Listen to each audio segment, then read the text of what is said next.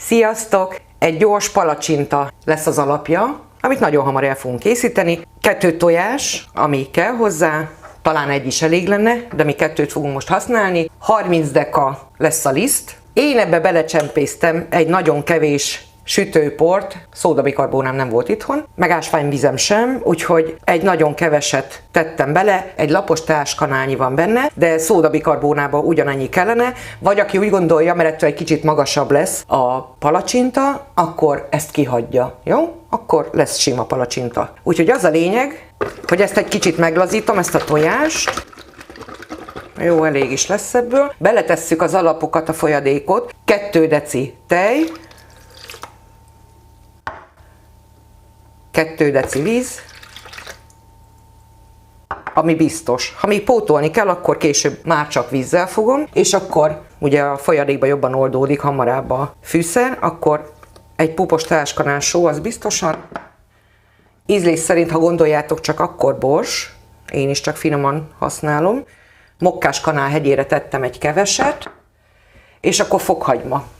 Hát én tettem ide bőven, mert én nagyon-nagyon szeretem, hogyha ez jó fokhagymás. Úgy kezdek először, hogy 3, meg egy kicsit belereszelek, és akkor megkóstolgatom, és ha még úgy döntök, mondjuk az első sütés után, hogy még szívesen megbírnék benne, akkor még fogok belereszelni. Ti is úgy szabályozzátok, ahogy nektek tetszik, jó? Mert nem mindenki szereti úgy fokhagymáson, de szerintem ez kiváló hozzá. Kaprot is kikészítettem, nálunk nem mindenki eszi a kaprot, úgyhogy az első felét kapor nélkül fogom sütni, a második felébe meg majd, amikor ott tartok, akkor szórok bele. Szóval 3, meg még ezt a kicsit is belereszelem, mondtam.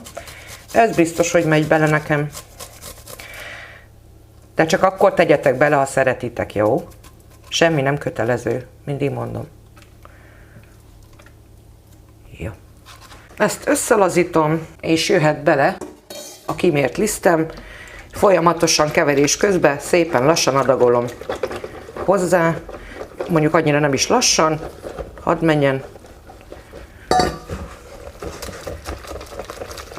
Ha ettől keskenyebb edényetek is van, mint amiben most dolgozok, akkor még gyorsabb.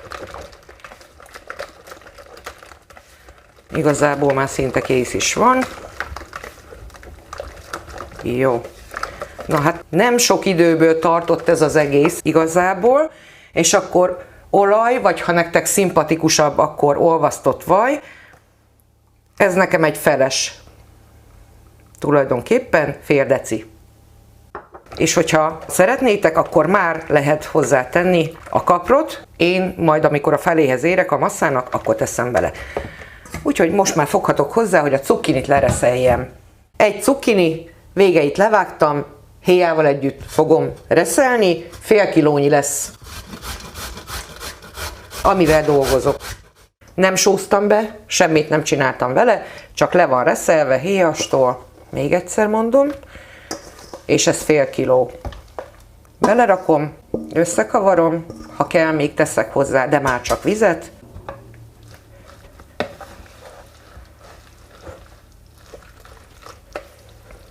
Tehát ennek olyan sima masszának kell kinéznie, mint amikor palacsintát gyártunk, tehát hogy legyen folyóssága. Most egyelőre nem teszek hozzá vizet, tényleg hagyom egy órát így együttesen állni, megkóstolom azért, hogy érződik-e sóssága, mert azért sótlannak nem kellene lennie.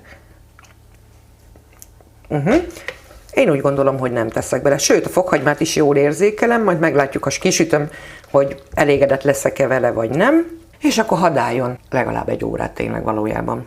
Utána sütünk. Na, manócskák, figyeljetek csak ide. Látjátok, hogy kicsit sűrűsödött, rakhatnék hozzá vizet még, lehet, hogy fogok is, meglátjuk, de szeretném, hogyha együtt megnéznénk, hogy mi van akkor, hogyha nem teszek. Bekapcsoltam a főzőlapot, attól függetlenül, hogy van olaj benne, azért én ki szoktam olajozni, az első menetnél főleg, ha meg szükségesnek érzem, akkor még továbbá is, de csak ennyire. Aztán utána már nem ezzel fogok dolgozni igazából, hanem ha szükséges, akkor van itt nekem papírtörlő vastagon, majd belemártom, és akkor azzal fogom kenni, mert nem akarom, hogy túl sok menjen, meg nem is tenne jót, hogyha szilikonos lenne benne. Az a lényeg, ha jó felmelegszik, akkor elkezdem sütni, jó? És meglátjuk, hogy milyen lesz. Felé tettem a kezem, ha úgy érzem, hogy már egész jó, akkor teszek bele.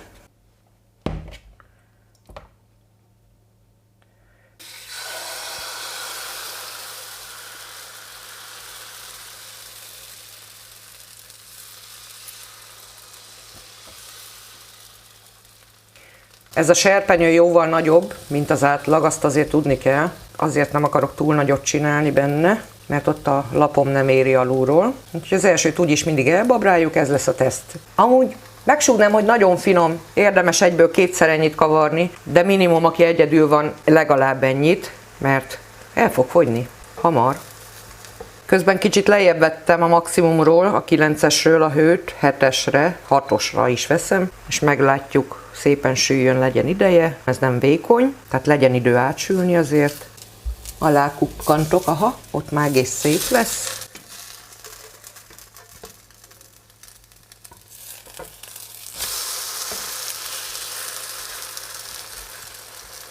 A kis huncut. Jó. Na, ilyen szépre mind a két oldalán megsütjük, és akkor készen is lesz.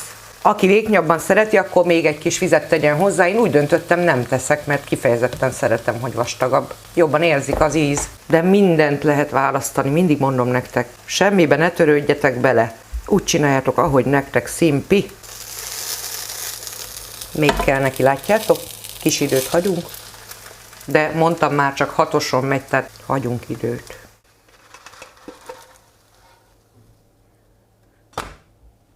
Ilyen lett a másik oldala, így jó lesz. Azért legyen megsülve a széle is, látjátok? Áttettem közben a nagyobb lapra, csak ide apa nem nagyon fér be. Mert ez 30 centis átmérőjű nekem ez a serpenyő, úgyhogy ez nem kicsi. Nem átlagos méretű. Úgyhogy ennek kell felület alulról. És azért nem egy hátrány, hogyha úgy választjuk ki a lapot, hogy alulról végig tudja melegíteni. Mivel átkerült a serpenyő a megfelelő méretű lapra, így végig 7-esen fogom sütni, így lesz tökéletes, hogy süljön át. Megint jusson eszetekbe kikenni a serpenyőt, és akkor most van az, hogy kaprot teszek bele a második felébe. Én nagyon szeretem a fokhagymásat, ha hiszitek, ha nem, egy fokhagymát belereszeltem még most is, de mint ahogy mondom, kóstoljatok meg egy darabot, ami már kisült, és akkor nekem még bírja az ízlésem, és még akarok mutatni valamit, vagyis hát szeretnék. Kezdőknek, jó? Ha itt egy bolyba esik ez a curmi, akkor nyugodtan húzzuk már félre, van arra idő, nem kell pánikolni. Hadd legyen mindenhol, jó? Van rá idő, hogy széthúzzuk. Ha valami nem tetszik, kijavítgatjuk, jó?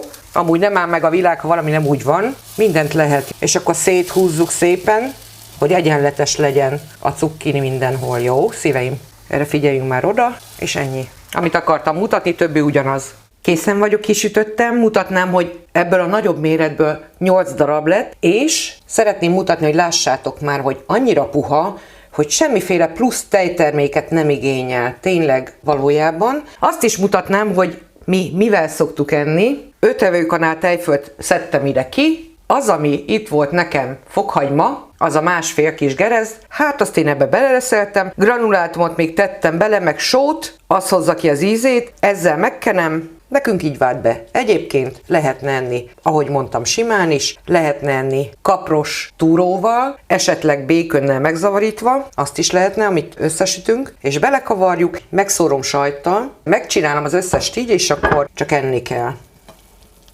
Megfelé. Hát nagyon puha. Amúgy elmondanám. Tudom, hogy hasonlít a lapcsánkához, de mégsem ugyanolyan. Az érzet ugyanúgy, mint az uborkát, amikor hosszába vágjuk fel, és úgy megsózzuk és esszük, egészen más, mint ha felkarikázzuk. Na, itt is ez a helyzet, ez megint más. Szerintem egyszerű, nagyon finom, és arra kérlek benneteket, hogyha van javaslatotok, vagy ötletetek, hogy mivel lehetne ezt még enni, nagyon szívesen várnám a hozzászólásotokat, mert tegyük össze, amink van, nem? Gondolatban. Úgyhogy, ha van hozzá kedvetek, javaslom, hogy készítsétek el, mert nagyon finom önmagában is. Puszilak benneteket nagy-nagy szeretettel, és ha elkészítitek, nagyon jó étvágyat kívánok hozzá nektek. Sziasztok!